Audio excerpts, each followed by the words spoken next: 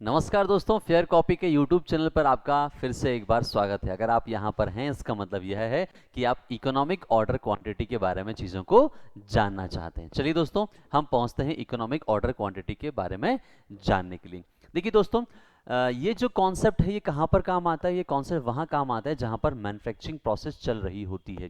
जैसे कि अगर मैं कहूँ तो ये डिजिटल बोर्ड मेरे हाथ में रखा है, पेन, या फिर ये माइक जहाँ पर ये बन रहा होगा, या फिर ये मेरा चश्मा जो है जहाँ पर ये बना होगा, जहाँ मैन्युफैक्चरिंग चलती है वहाँ पर ये जो ईओक्यू कॉन्सेप्ट है वहाँ पर काम आता है। अब होता क्या है, ये कॉन्सेप्ट क्यों बना है? क्योंकि कहीं पर भी जहाँ पर सामान बन रहा है वहाँ पर हमको कॉस्ट कम से कम रखनी होती है। अब आपके सामने दो कॉस्ट रखी हुई हैं। पहला देखिए, आप लोग लिखिए आपके सामने कैरिंग कॉस्ट, और एक लिखी हुई है आपके सामने ऑर्डरिंग कॉस्ट। ईओक्यू इन दोनों ही कॉस्ट से संबंधित चीज है। ठीक है, अगर आपने इसको समझ लिया इसका मतलब आप ईओक्यू समझ जाएंगे। कैरिंग कॉस्ट क्या होता है दोस्तों? देखिए कि जब भी कोई आपका गोडाउन है, जो आपकी फैक्ट्री है, जहाँ पर जब माल आता है, जब इन होता है, ठीक है, और जब यहाँ से जो आउट होता है, ठीक है, ये मैं इसको गोडाउन मान रहा हूं जहां पर हमारा स्पेसिफिकली अगर मैं कहूं आपसे तो रॉ मटेरियल हमारा रखा रहता है। ठीक है, अब जब कोई सामान आता है और जब आउट होता है, इस पूरे दौरान जब ये सामान यहां पर रखा रहता है तो उसको सामान को रखने की, संभालने की अपने आप में क्या होती है दोस्तों? एक लागत होती है। जैसे कि अगर मैं कहूं तो हम यहां पर सामान रख रहे हैं तो what you have to give, you have to give rent, आपको किराया देना है। अगर आपने कोई गार्ड वगैरह यहाँ पर ला करके रखे हुए हैं तो आपको उनको सैलरी देनी पड़ेगी दोस्तों। ठीक है, और अगर आपका कोल्ड स्टोरेज है तो आपने बड़े बड़े रेफ्रिजरेटर लगा करके रखे होंगे तो आपको यहाँ पर इलेक्ट्रिसिटी का जो है बिल भी देना पड़ेगा। अगर आप जो माल आपने रख करके रखा हुआ है, अगर इसको आपने लोन पर लेकर के रखा हुआ है तो आपको इसके लिए क्या देना पड़ेगा दोस्तों? इंटरेस्ट देना पड़ेगा। तो टेक्निकली बात ये हो गई है कि जो भी रॉ मटेरियल आप परचेस करते हैं और अपने गोडाउन में रखते हैं तो उसको रखने की अपने आप में क्या होती है? लागत होती है। ठीक है जी, आप अगर बड़े बड़े वेयरहाउस को देखेंगे तो सोयाबीन जो गेहूं रखा रहता है वहां पर, तो उसको साफ करना पड़ता है, वहां पर एक मॉइस्चराइजर आपको मेंटेन करना पड़ता है, बड़े बड़े पंखे लगे रहते हैं। तो कुल मिला के आप समझ चुके हैं कि रॉ मटेरियल को अपने पास रखने की क्या होती है दोस्तों? एक लागत होती है। ठीक है जी, अब आ जाइए आप यहां पर ऑर्डरिंग कॉस्ट के लिए। देखिए पर्सनल लाइफ में क्या होता है कि if you have to purchase anything then आप अमेजॉन, फ्लिपकार्ट या फिर अपने आसपास की दुकान पर जाते हैं, वहां से आप खरीद लेते हैं। परंतु फैक्ट्री में ऐसा नहीं होता है जनरली। ठीक है जी, तो होता क्या है वहां पर कि जब भी आप कोई सामान खरीदते हैं तो नॉर्मली आपको एक प्रोसेस से गुजरना होता है कि हमें क्या खरीदना है, एक पूरी टीम लगी रहती है उसके लिए, उनको सैलरी देनी होती है, और फिर ऐसे टेंडर रिलीज किए जाते हैं। आपने देखे होंगे कई बार गवर्नमेंट टेंडर रिलीज करती है, फिर कंपनीज भी टेंडर रिलीज करती हैं, उसे पूरी इंफॉर्मेशन देती है कि भाई हमें ये सामान जो है इस क्वांटिटी में इस पर्पस के लिए खरीदना है। ठीक है, तो ये प्रोसेस जो है ऑर्डर प्लेस करने की जो एक पूरी प्रक्रिया होती है, उसकी भी अपनी क्या होती है दोस्तों? कॉस्ट होती है। अब यहां से जब आप दोनों कॉस्ट को अगर समझ चुके हैं तो अब आते हैं हम ईओक्यू के थोड़े और नजदीक। होता क्या है कि अगर आप ये सोचें कि भाई हम पूरा सामान, फॉर एग्जांपल लेट्स से कि यू आर रिक्वायर्ड 10,000 यूनिट, ठीक है, आपको 10,000 यूनिट जो हैं वो मैन्युफैक्चर करनी है। ठीक है, अब इनको मैन्युफैक्चर करने के लिए क्या करना है? आपको रॉ मटेरियल मंगाना है। अब अगर आप रॉ मटेरियल मंगा लेते हैं, एक साथ पूरा मंगा लेते हैं, तो क्या करना पड़ेगा आपको? कि बड़ा गोडाउन चाहिए रहेगा। एक साथ मंगाया आपने, ध्यान रखिए, आपको बड़ा गोडाउन चाहिए तो क्या देना पड़ेगा आपको? अब एक साथ मंगाया तो ज्यादा क्वांटिटी में है तो ज्यादा रेंट देना पड़ेगा। ठीक है, वहां पर ज्यादा गार्ड लगेंगे तो आपको ज्यादा सैलरी देनी पड़ेगी, और फिर आपको ज्यादा इलेक्ट्रिसिटी भी वहां पर लगेगी आपकी। ठीक है जी, और अगर आपने ब्याज से इंटरेस्ट पे लेकर के रखा है सामान तो फिर आपको इंटरेस्ट भी देना पड़ेगा। ठीक है जी, तो अगर आप एक बार में पूरा सामान मंगा लेते हैं तो आपकी जो कैरिंग कॉस्ट है, गुड्स को कैरी करने की जो कॉस्ट है, मेंटेन की कॉस्ट है, वो क्या हो जाएगी आपकी? ज्यादा हो जाएगी। परंतु इससे एक फायदा हो जाएगा। क्या फायदा हो जाएगा? कि जो आपकी ऑर्डर, आपने एक बार में पूरा सामान मंगा लिया दोस्तों, तो आपकी ऑर्डरिंग कॉस्ट केवल कितने ऑर्डर की में लगेगी? बस एक ही ऑर्डर प्लेस किया तो ऑर्डर प्लेस करने की लागत करेगी सिर्फ एक ही ऑर्डर की रहेगी। अब हम आगे बढ़ते हैं कि देखिए कि अगर आप इस क्वांटिटी को थोड़ा कम कर देते हैं, कि फॉर एग्जांपल आपने 10,000 किया हुआ है, तो अब इसको हम कितना कर देते हैं कि हम 5,000 के 2 स्लॉट मंगाएंगे। तो होगा क्या कि अब ये हो जाएगा कि ऑर्डर कितने हो जाएंगे आपके? 2 हो जाएंगे यहां पर। परंतु अब आपकी फैक्ट्री में जो है, जो आपका गोदाम जो है, उसमें आपको सामान अब 10,000 नहीं बल्कि कितना मेंटेन करना है? केवल 5,000 मेंटेन करना है। इसका मतलब हमारा कम रेंट लगेगा, कम सैलरी देना पड़ेगा हमको, कम इलेक्ट्रिसिटी हमारी कंज्यूम होगी, और कम हमारा क्या लगेगा? इंटरेस्ट लगेगा। परंतु इससे क्या हो गया कि आपके जो एक ऑर्डर था तो दूसरा, अब दो ऑर्डर करने पड़ रहे हैं, तो जैसे ही हमने कैरिंग कॉस्ट को कम किया दोस्तों, तो वैसे ही हमारे ऑर्डरिंग कॉस्ट क्या हो गई, बढ़ गई। अब इसी कॉन्सेप्ट को हम थोड़ा सा आगे चल करके यहां पर देखते हैं। ठीक है जी, मैं एक छोटा सा डायग्राम बना लेता हूं आपके लिए, यहां पर देखिएगा। ठीक है जी, चलिए यहां पर हम देख लेते हैं। सबसे पहले आपका जो है ऑप्शन नंबर 1, मैं ऑप्शन 1 बना रहा हूं आपके लिए यहां पर, और यहां पर बना रहा हूं मैं ऑप्शन नंबर 2। ठीक है जी, अब यहां पर हम देखते हैं, ऑर्डरिंग की बात कर लेता हूं मैं। ठीक है, ये हो गया आपका ऑर्डर, और ये हो गया ओसी मतलब ऑर्डरिंग कॉस्ट। ठीक है जी, और यहां पर मैं कर देता हूं आपकी कैरिंग कॉस्ट की बात कर लेता हूं। अब जैसे कि मैंने पहले आपको एग्जांपल दिया हुआ है कि अगर आप एक ऑर्डर प्लेस करते हैं, ठीक है जी, अब एक ऑर्डर को प्लेस करने की, मान लीजिए मैं आपकी लागत बता देता हूं कि मान लीजिए आपकी कॉस्ट लगती है 5000 रुपीज, जो भी आप ऐड वगैरह अखबार में देते हैं तो उसकी कॉस्ट कितनी आती है, 5000 आती है। पर वहीं पर अगर हम देखें कि हम दो ऑर्डर कर देंगे, तो जब एक ऑर्डर की कॉस्ट जो 5000 आ रही है, तो दो ऑर्डर प्लेस करने की कॉस्ट कितनी हो जाएगी दोस्तों आपके यहां पर, 10,000 रुपीज हो जाएगी। Is that clear? अब आते हैं हम यहां पर कैरिंग कॉस्ट की बात कर लेते हैं। जब आप पूरा सामान एक ऑर्डर में मंगा रहे हैं, आपको कितना मंगाना था दोस्तों, आपको मंगाना था 10,000 यूनिट मंगानी थी आपको। तो अब अगर आप एक ऑर्डर में पूरा सामान बुला रहे हैं, तो क्या हो जाएगा कि आपको 10,000 यूनिट मैनेज करनी है, और लेट्स से कि एक यूनिट को कैरी करने की जो कॉस्ट होती है वो आपकी 2 रुपए होती है। तो यहां पर कितना हो जाएगा दोस्तों, कैरिंग कॉस्ट कितनी हो जाएगी आपकी यहां पर, 20,000 हो जाएगी। ठीक है जी, परंतु अब अगर आप यहां पर दो ऑर्डर में मंगा रहे हैं, मतलब आप दो ऑर्डर प्लेस करेंगे, तो 10,000 यूनिट नहीं, बल्कि कि अब कितना आएगा आपका पास, 5,000 प्लस 5,000। दो ऑर्डर हो रहे हैं, तो एक ऑर्डर कितने का है, 5,000 का है। कैरिंग कॉस्ट कितनी हमारी, वही 2 रुपए, तो कितना हो जाएगा हमारा कैरिंग कॉस्ट यहां पर, 10,000 रुपीज हो जाएगा। तो देखिए, देखने को क्या मिलता है कि अगर आप ऑर्डर को बढ़ा रहे हैं, ऑर्डर को बढ़ा रहे हैं, तो क्या है, आपकी ऑर्डरिंग कॉस्ट क्या हो रही है दोस्तों, बढ़ रही है। ठीक है जी, पर वहीं पर जो आपकी कैरिंग कॉस्ट जो है वो क्या हो रही है, घट रही है। इसका मतलब क्या हो गया कि ये दोनों ना मेंढक जैसे हो गए, कि हम एक को कंट्रोल करने की कोशिश करते हैं तो दूसरा बाहर जाता है, और दूसरे को हम कंट्रोल करने की कोशिश करते हैं तो पहला क्या जाता है, बाहर जाता है। वैसे अगर मैं सोचूं कि अब और ऑर्डरिंग कॉस्ट अगर मैं बढ़ाता जाऊंगा, ऑर्डर बढ़ाते जाऊंगा, 2 से मैं 3 कर दूंगा, 3 से 4 कर दूंगा, लेट्स से अगर मैं यहाँ पर 4 कर देता हूं, तो अब ऑर्डरिंग कॉस्ट कितनी हो जाएगी आपकी, 20,000 हो जाएगी आपकी। पर वहीं पर जो है आपकी जो कैरिंग कॉस्ट है वो कितना बचेगा, 2500 आपका एक ऑर्डर का बन जाएगा, 2 रुपए का यहाँ पर ये हो जाता है, तो आपको केवल 5,000 रुपीज आएगा। आई होप सो कि आप समझ चुके हैं कि अगर मैं ऑर्डर बढ़ाते जाऊंगा तो मेरी ऑर्डरिंग कॉस्ट बढ़ेगी और कैरिंग कॉस्ट क्या हो जाएगी, कम हो जाएगी। और अगर मैं रिवर्स जाता हूं कि अगर मैं ऑर्डर को कम करूंगा तो मेरी कैरिंग कॉस्ट क्या हो जाएगी दोस्तों, यहाँ पर बढ़ती चली जाएगी। तो देखिए, अब हम यहां पर पहुंच चुके हैं कि अगर हम एक को कंट्रोल करेंगे तो दूसरा क्या हो जाएगा, बढ़ जाएगा। तो अब इसके लिए क्या हुआ है दोस्तों, कि जो नॉलेजेबल विद्वान लोग हैं उन्होंने इसका हल निकाला है, और वही हल क्या कहलाता है आपका, इकोनॉमिक ऑर्डर क्वांटिटी। मैं इसको मैप के माध्यम से भी आपको समझा देता हूं। ठीक है जी, अब देखिए जरा आप,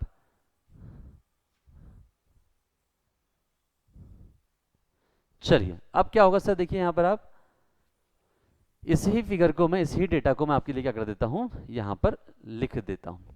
देखिए क्या लिखा हुआ है यहां पर कि एक ऑर्डर है आपका। अब एक ऑर्डर मतलब आप पहुंच जाइए कहां पर, आपका ऑर्डरिंग कॉस्ट क्या हो रही है यहां पर, ये है आपका। ठीक है जी, आप 1 ऑर्डर प्लेस कर रहे हैं यहां पर, और यहां पर जैसे मैंने लिखा था ये 4 ऑर्डर हो गया। ठीक है जी, अब जैसे 4 ऑर्डर हैं, ज्यादा ऑर्डर हो रहे हैं, ऑर्डर बढ़ रहे थे आपके इधर पे, ठीक है, 4 ऑर्डर हो रहे हैं, तो हमने क्या देखा था दोस्तों, यहाँ पर अभी इमेजरी जो हमने लिया था एग्जांपल, वहां पर ये हो रहा था कि 20,000 जा रहा था आपका ऑर्डरिंग कॉस्ट, पर वहीं पर जो है कैरिंग कॉस्ट कितनी हो रही थी दोस्तों, आप यहाँ पर केवल आपकी 5,000 रुपए हो रही थी। अब देखिए जरा कि अगर मैं 4 ऑर्डर प्लेस करता हूं तो 4 ऑर्डर में मेरी ऑर्डरिंग कॉस्ट क्या हो रही है, देखिए ये पीक लेवल पर है यहाँ पर। ठीक है जी, क्या है यहाँ पर, पीक लेवल पर है 4 ऑर्डर के यहाँ पर वहीं पर आप उसी के पैरेलल लिखेंगे तो मेरी जो कैरिंग कॉस्ट है, ये कैरिंग कॉस्ट की जो होल्डिंग कॉस्ट जो है, कैरिंग कॉस्ट है, ये क्या है सर, यहाँ पर देखिए आप बिल्कुल मिनिमम सी जा रही है आपकी। तो जब कैरिंग कॉस्ट जो है, होल्डिंग कॉस्ट मिनिमम है, तब ऑर्डरिंग कॉस्ट क्या है आपकी, मैक्सिमम है। और जब आप रिवर्स आते हैं यहाँ पर तो आपको क्या दिखेगा यहाँ पर कि जब आपकी ऑर्डरिंग कॉस्ट मिनिमम है तो आपकी होल्डिंग कॉस्ट क्या है आपकी, ऊपर जा रही है। मतलब दोनों में क्या है, इनवर्सली कनेक्टेड हैं ये लोग। ठीक है जी, अब इसके सॉल्यूशन के लिए अगर मैं कहूं आपको, मैं फॉर्मूले पर जाऊंगा कि क्या फॉर्मूला होता है, बट अगर मैं इसका डायग्राम बनाऊं आपके लिए थोड़ा सा, ईओक्यू का फॉर्मूला अगर मैं यहाँ पर सॉरी अगर डायग्राम बनाऊं आपके लिए, तो वो कुछ इस प्रकार से जाता है। टोटल कॉस्ट जो होती है दोस्तों,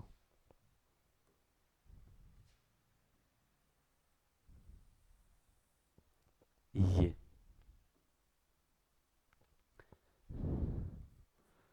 total cost means what, total cost means कि जब अगर मैं इस की बात करूं, मैं टोटल कॉस्ट है, किसकी टोटल कॉस्ट है, जब आप ordering cost plus carrying cost दोनों को जब जोड़ते हैं, उसको मिलाकर के हमने क्या बनाया है, ये लाइन बनाई है। ये तो इंडिविजुअली हो गई आपकी ऑर्डरिंग कॉस्ट की, ये हो गई आपकी कैरिंग कॉस्ट, ठीक है। पर ये जो लाइन बनी हुई है किसकी बनी हुई है, ये बनी total cost of means what, जब आप ऑर्डरिंग कॉस्ट और कैरिंग कॉस्ट को जोड़ देते हैं तो सर ये क्या कहा है आपने, ये मिनिमम पॉइंट है क्या, yes it is a minimum point. तो अब आता है ईओक्यू एग्जैक्टली, ठीक है। तो अभी तक हमने ये समझा है कि जब एक बढ़ती है तो दूसरी घटती है, और जब ये घटेगी तो ये क्या हो जाएगी, बढ़ जाएगी। तो सर ईओक्यू क्या, ईओक्यू वो पॉइंट है जो कि दोनों को मेंटेन करके रखता है, ठीक है जी। ईओक्यू वो लेवल है जहां पर की ये दोनों कॉस्ट का टोटल जो है, इसमें कंफ्यूज मत होना। लोग जनरली क्या कहते हैं कि सर ये जब कैरिंग कॉस्ट बढ़ेगा तो ऑर्डरिंग कम हो जाएगा, और जब ये ऑर्डरिंग कॉस्ट घटेगा तो कैरिंग कॉस्ट क्या हो जाएगा, बढ़ जाएगा। तो जनरली लोग कहते हैं कि ईओक्यू मतलब कि वो पॉइंट जहां पर ये दोनों कम होते हैं, नहीं, दोनों कम होते हैं उसको हम ईओक्यू नहीं बोलते हैं, हम ईओक्यू उसको बोलते हैं जहां पर इन दोनों का टोटल जो है वो कम होता है, ये वाला पॉइंट, ठीक है जी। तो हम उसको बोलते हैं the size of an order, ठीक है। क्या लिखा है यहां पर, ईओक्यू की डेफिनेशन लिखी हुई है यहां पर देखिए, the size of an order for which total of ordering and carrying cost are minimum, जब इन दोनों कॉस्ट का टोटल क्या होता है, मिनिमम होता है, उसे हम क्या कहते हैं दोस्तों, इकोनॉमिक ऑर्डर क्वांटिटी कहते हैं, ठीक है जी। अब ये हो गया मामला हमारा खत्म। आगे बढ़ते हैं हम लोग, देखिए कि इसका जो फॉर्मूला होता है दोस्तों, मैं आपको फॉर्मूला भी बता दूं, यहां पर लिख देता हूं आपके लिए, E O Q is equal to क्या होता है आपका, 2AO अपॉन सी। बड़े ध्यान सुनिएगा, ये फॉर्मूला होता है ई ओ क्यू को फाइंड आउट करने का। इसमें क्या होता है, अगर मैं लिखूं यहां पर, तो ये तो हो गया हमारा ई ओ क्यू, ए का मतलब होता है total annual unit, total annual unit. ओ मतलब क्या होता है दोस्तों, आपको पता है, हम बार बार बात कर रहे हैं, ये होता है दोस्तों ऑर्डरिंग कॉस्ट होता है, ठीक है जी। और सी का मतलब क्या होता है, आपको पता है,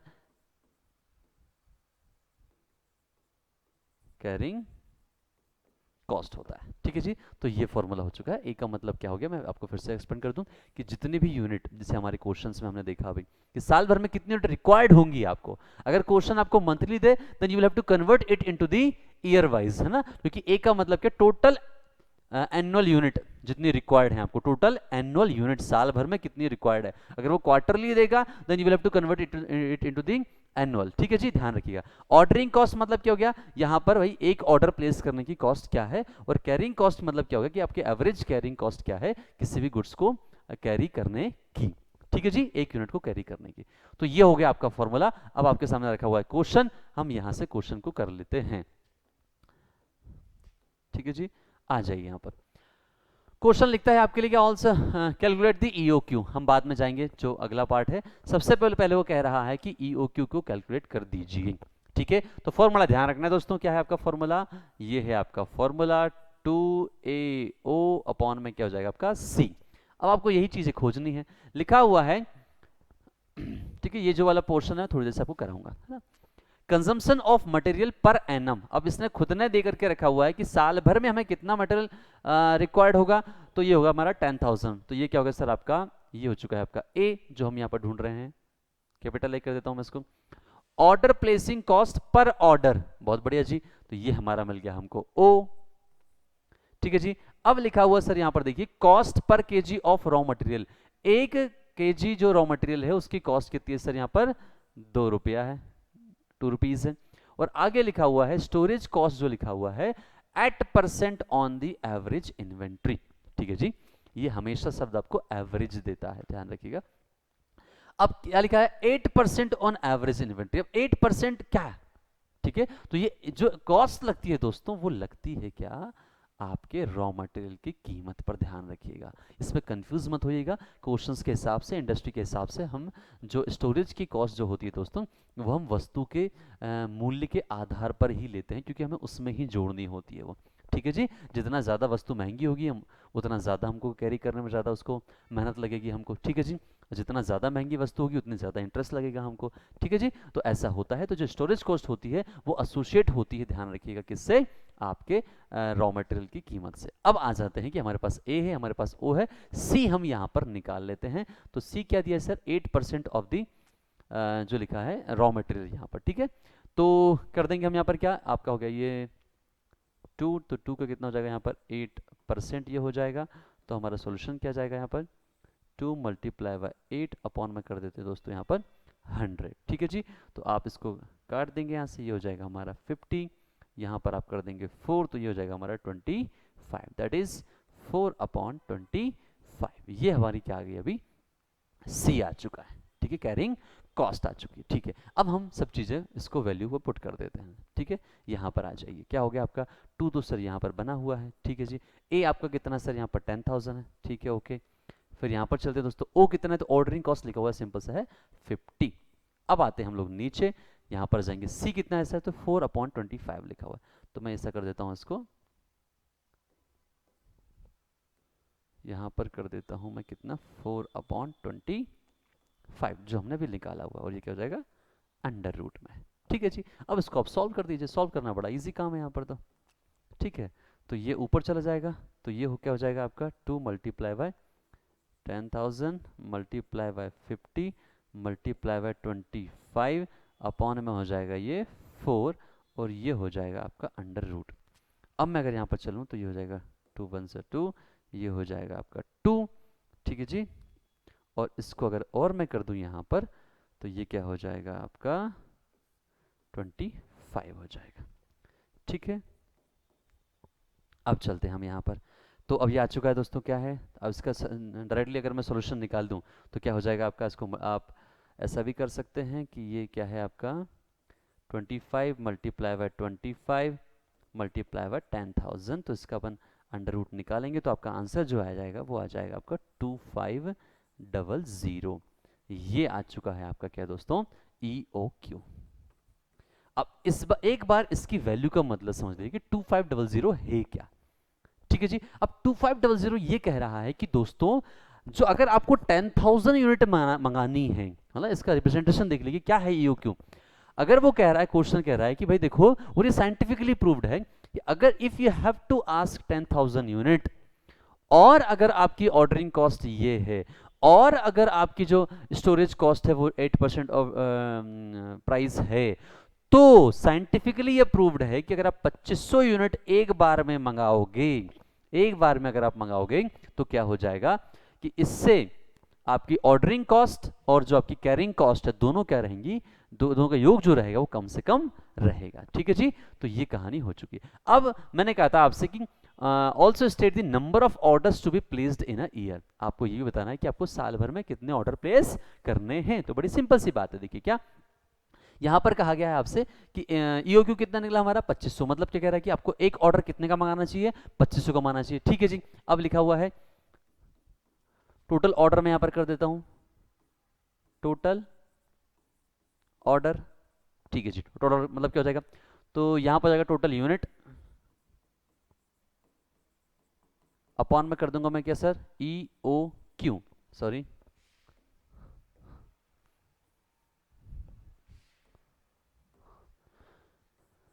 EOQ। तो आपका आंसर आ जाएगा, वो आंसर क्या रहेगा दोस्तों, 10,000 यूनिट हमारी रिक्वायर्ड है, एक हमारा EOQ है 2500 का, तो आपको टोटल जो है 4 ऑर्डर प्लेस करने रहेंगे, जो कि आप देख भी सकते हो कि 2500 2500 5000, फिर 2500 7,500, फिर 2500 जो है 10,000। इसका मतलब ये हो गया कि आपको 4 ऑर्डर प्लेस करने रहेंगे, ठीक है जी।